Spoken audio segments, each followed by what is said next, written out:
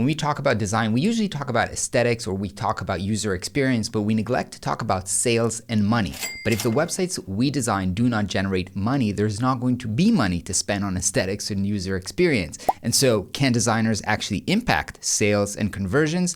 Definitely, and today we're going to cover 7 principles that you can apply as designers to make sure that the websites you design are going to be high converting, including one that not a lot of designers think about. So let's get started. The first principle I want you to think about is focus. And what do I mean by focus? Check out this website for Zola.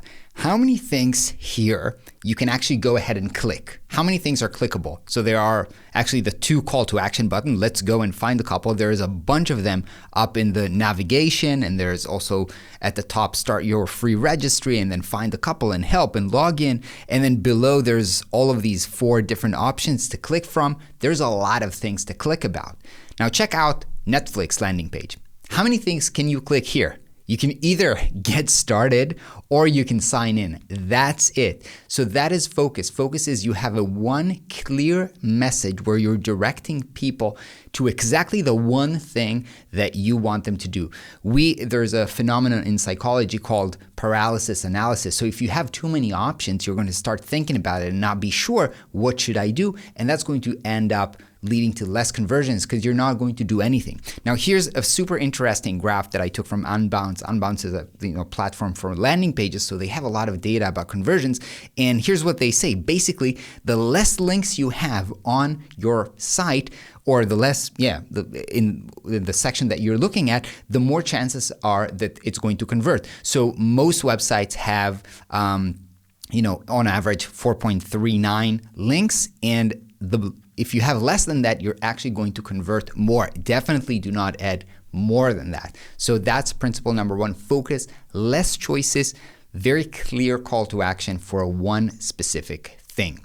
The next thing is flow. And what do I mean by flow? So a lot of times, even if we're putting just one single call to action, it's very hard to sell, specifically if you're selling something and people need to spend money. They're not going to immediately, they land on your website, see a button, buy now, and they're going to click it, right? You need to go ahead and convince them that this is the right thing for them. So you need to create some kind of a flow to take them through a journey to convince them that this is the right solution for them. So let's check out an example. Here's PandaDocs. You can see at the beginning, at the hero section, they do have kind of a focused call to action, just like we covered. Basically, it's mostly start free trial. They also have request a demo, but that's the main call to action. Now, what happens if I'm not convinced? I don't want to start my free trial yet. So I'm scrolling. The next thing they have is actually a video here that plays around and shows you how the product actually looks like. You're keeping on scrolling, and now you're getting into kind of a section that go through each of the benefits of the software and shows you more demos and more things that you can do with it. And then the next section is, hey, here are some use cases. Who is this actually good for? So is it good for sales or HR or marketing? And here are the use cases of what you can do with it. So proposals, quotes, and so forth and so forth. Now, this is how they're building the flow. And note that each one of these sections also have a very clear focus, just like we talked about in the earlier principle, and very, very clear hierarchy. They're not confusing you with too many things. They're saying, here's the thing to look at. This is streamlining your workflow with every document.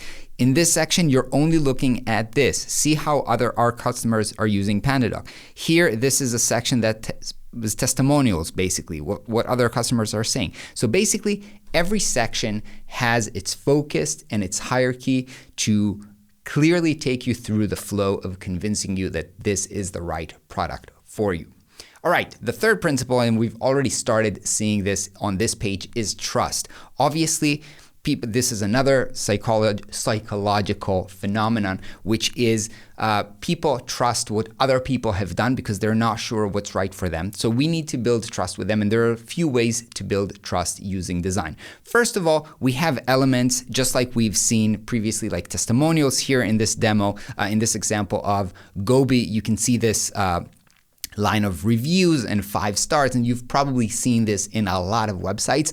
These are either logos of our clients, or we've been published here, or here are reviews and here are testimonials. These are great elements for creating trust. Now, one more thing for you as a designer to create trust is good cohesive design and branding throughout the page. If you have random colors, if every section looks completely different, if things are not aligned, this will also create a feeling of messiness and won't help people to trust the brand.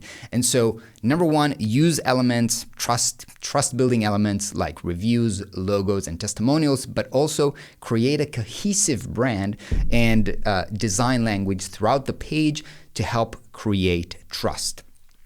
The next thing is attention, right? As designers, we're choosing elements, we're choosing the size of elements, we're choosing the color of elements, and that helps to guide the attention of the users on the page. So in this example here, what grabs our attention here, right? Is this the people, looking at the faces of people, which is also like psychologically, we like to look at other people's faces. Is it the big kind of like Solana store title? By the time that you need to see the call to action, which in this case is view collection, you can see that it does not grab my attention. It does not stand out. And so something that's very, very classic is just to use a color that's very contrasted with what's going on in the background. In this example from Campaign Monitor, you can see that they're using a purple color that really stands out from both the background, it's contrasted from the background, but also other elements on, the image that they're using is not using purple. So it's really easy to grab attention by using a contrasted color, and you should do that as a designer.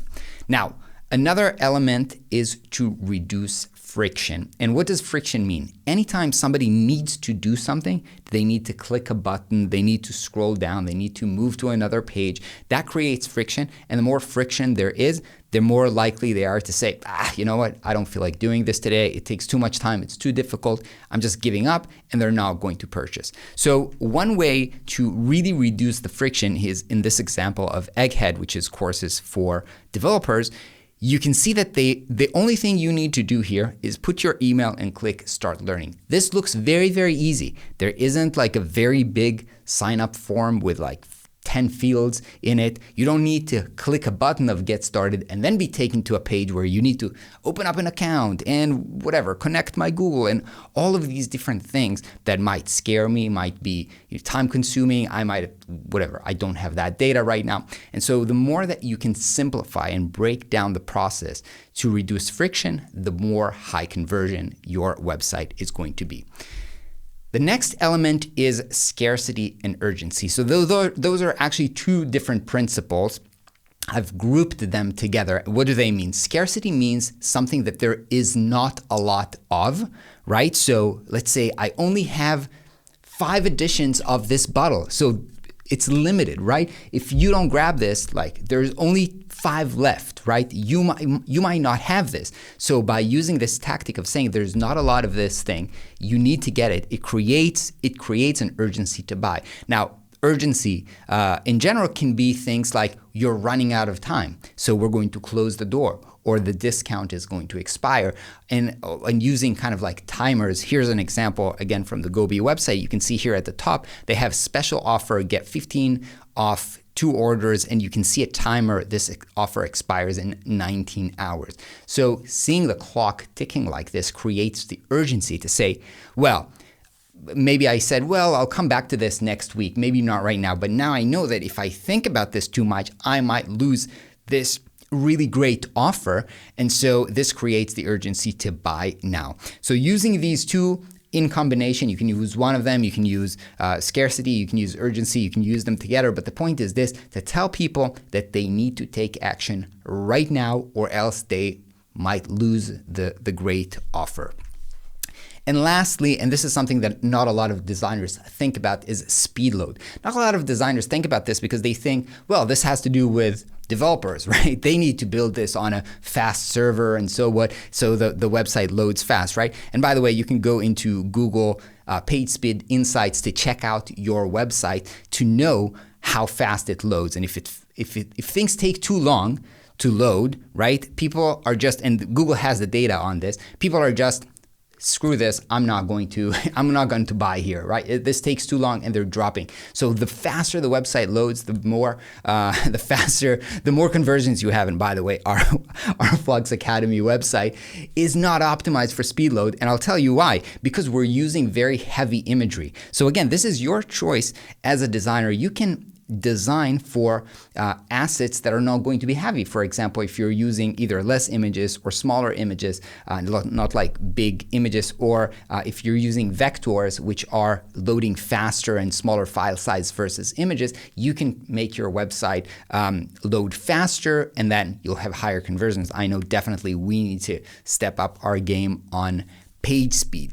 Okay, those were 7 principles, but there are obviously more, and I actually linked an ebook about conversions. If you want to dive deeper into the topic, you can download it on the link below this video. And please let me know in the comments if you're thinking about conversions, if this topic interests you, and if you want me to create more videos about this.